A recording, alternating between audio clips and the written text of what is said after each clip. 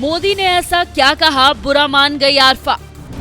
विदेशी धरती पर पीएम मोदी का उड़ाया मजाक। अब पाकिस्तानी दानिश ने दिया करारा जवाब।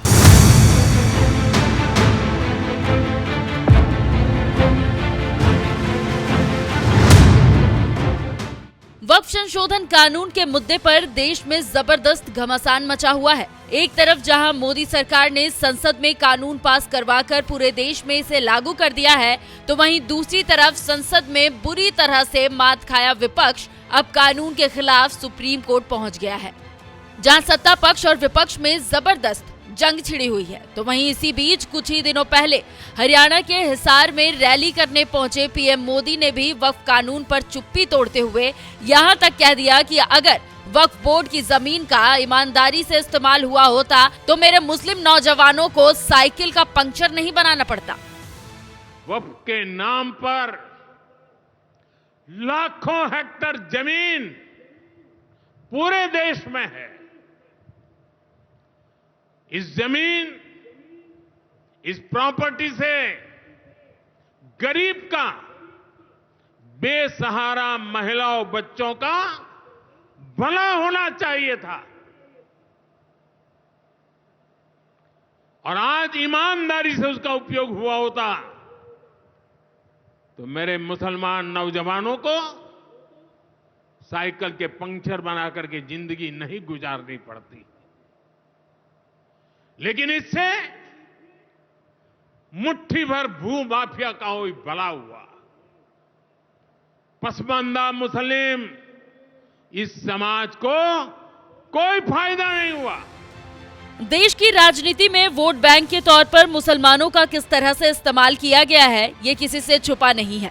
यही वजह है कि पीएम मोदी ने 9,40,000 एकड़ से भी ज्यादा जमीन पर कब्जा जमाए वक्फ बोर्ड पर निशाना साधते हुए कह दिया कि अगर इस जमीन का गरीब मुसलमानों के हित में इस्तेमाल किया गया होता तो आज मुस्लिम नौजवानों को पंचर की दुकान नहीं लगानी पड़ती। यानी उन्होंने तो गरीब मुसलमानों के लिए आवाज उठाई। लेकिन इसके बावजूद हर बात में विरोध करने वाली पत्रकार आरफा खानम शेरवानी इस बार भी पीएम मोदी का विरोध करने लगी और अमेरिका की स्टैनफोर्ड यूनिवर्सिटी में फोटो खिंचवाकर पीएम मोदी पर तंज मारने लगी कि पंक्चर बनाते बनाते स्टैनफोर्ड यूनिवर्सिटी पहुंच गई, वो भी स्टाइल में। अब आरफा खानम को ये बात भला कौन बताए कि पीएम मोदी ने उनके जैसे अमीर मुसलमानों के लिए बयान नहीं दिया था, उन्होंने गरीब मुसलमानों के लिए बयान दिया था, जो आज भी साइकिल का पंचर बनाकर अपनी जिंदगी गुजार रहे हैं।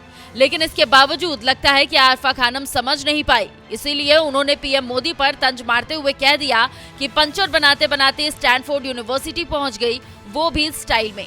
जिस पर पाकिस्तान के पूर्व दिग्गज क्रिकेटर दानिश कनेरिया ने भी तंज मारते हुए कहा, इसलिए स्टैनफोर्ड की रैंकिंग हर साल लगातार गिरती जा रही है।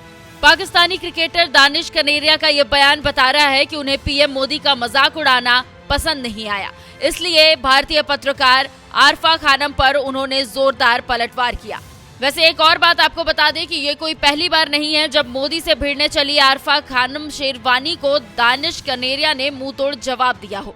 इससे पहले भी दानिश कनेरिया उन्हें मुंह तोड़ जवाब दे चुके हैं। साल 2023 में वर्ल्ड कप में पाकिस्तान को मिली करारी हार के बाद आरफा खानम शेरवानी ने कहा था कि विश्व कप मैचों के दौरान कई क्रिकेट प्रशंसकों का निंदनीय व्यवहार मुझे एक भारतीय के रूप में शर्मिंदा महसूस कराता है। जिस पर दानिश कनेरिया ने उन्हें सलाह दी थी कि अगर आपको भारतीय होने पर शर्म महसूस हो रही है तो मेरे देश पाकिस्तान चले आइए। भारत को आप जैसे लोगों की जरूरत नहीं है। मुझे यकीन है कि भारत में कई लोग इस ट्रिप को स्पॉन्सर करने में खुश होंगे। पाकिस्तानी क्रिकेटर दानिश कनेरिया का ये जवाब बता रहा है कि आरफा खानम से उनकी लड़ाई कोई नई नहीं है। जब जब आरफा खानम शेरवानी सीधे पीएम मोदी पर सवाल उठाती है, एक पाकिस्तानी होने के बावजूद दानिश पीएम मोदी के लिए आरफा खानम शेरवानी से भिड़ जाते हैं, क्योंकि वो भले ही पाकिस्तानी हो लेकिन खुद को एक सच्चा सनातनी मानते हैं और पीएम मोदी के बड़े समर्थक भी है। यही वजह है कि मोदी विरोधियों का जवाब देने में वो जरा भी वक्त नहीं लगाते।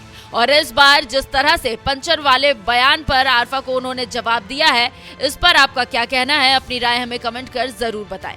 साथ ही पीएम मोदी ने हरियाणा रैली में और क्या कुछ कहा, आइए आपको सुनाते हैं। जब तक बाबा साहब जीवित थे, कांग्रेस ने उन्हें अपमानित किया। दो दो बार उन्हें चुनाव हरवाया। कांग्रेस की पूरी सरकार उनको उखाड़ फेंकने में लगी थी, उनको सिस्टम से बाहर रखने की साजिश की गई। जब बाबा साहब हमारे बीच नहीं रहे तो कांग्रेस ने उनकी याद तक मिटाने की कोशिश की। कांग्रेस ने बाबा साहब के विचारों को भी हमेशा के लिए खत्म कर देना चाहा। डॉक्टर अंबेडकर संविधान के संरक्षक थे। कांग्रेस संविधान की भक्षक बन गई है। डॉक्टर अंबेडकर समानता लाना चाहते थे, लेकिन कांग्रेस ने देश में वोट बैंक का वायरस फैला दिया। साथियों, बाबा साहब चाहते थे कि हर गरीब, हर वंचित गरिमा से जी सके, सर ऊंचा करके जिए, वो भी सपने देखें, अपने सपने पूरे कर सके। लेकिन कांग्रेस ने एससी, एसटी, ओबीसी को सेकंड क्लास सिटीजन बना दिया। कांग्रेस के लंबे शासनकाल में कांग्रेस के नेताओं के घर में स्विमिंग पूल तक पानी पहुंच गया, लेकिन गांव में नल से जल नहीं पहुंचा। आजादी के 70 साल बाद भी गांवों में सिर्फ 16% घरों में नल से जल आता था। सोचिए, 100 घर में से 16 घर में। इससे सबसे ज्यादा प्रभावित कौन थे? इससे एससी, एसटी, ओबीसी सबसे ज्यादा प्रभावित थे। अरे उनकी इतनी ही चिंता थी, आज जो गली गली में जाके भाषण झाड़ रहे हैं, अरे कम से कम मेरे एससी, एसटी, ओबीसी भाइयों के घर तक अरे पानी तो पहुंचा देते। वक्फ के नाम पर लाखों हेक्टेयर जमीन पूरे देश में है।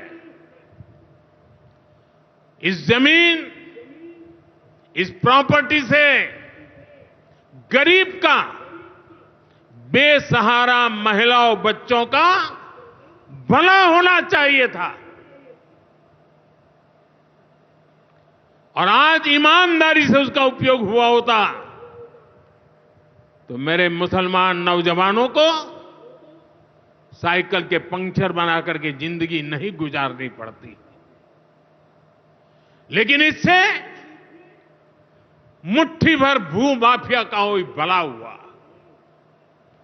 पसमानदा मुस्लिम इस समाज को कोई फायदा नहीं हुआ। और ये भूमाफिया किसकी जमीन लूट रहे थे? ये दलित की जमीन लूट रहे थे, पिछड़ों की जमीन लूट रहे थे, आदिवासी की जमीन लूट रहे थे, विधवा महिलाओं की संपत्ति लूट रहे थे। सैकड़ों विधवा मुस्लिम महिलाओं ने भारत सरकार को चिट्ठी लिखी, तब जाके कानून की चर्चा आई है। वक्फ कानून में बदलाव के बाद अब ये गरीबों से जो लूटा जा रहा है वो बंद होने वाला है।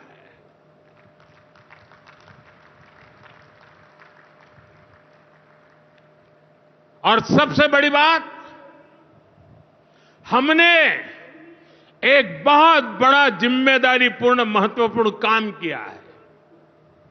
हमने इस वक्फ कानून में एक और प्रावधान किया है।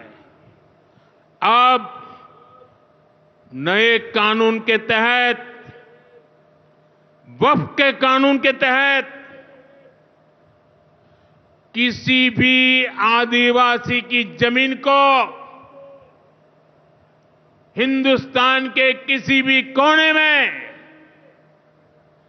आदिवासी की जमीन को, उसके घर को, उसकी संपत्ति को ये वक्फ बोर्ड हाथ भी नहीं लगा पाएगा।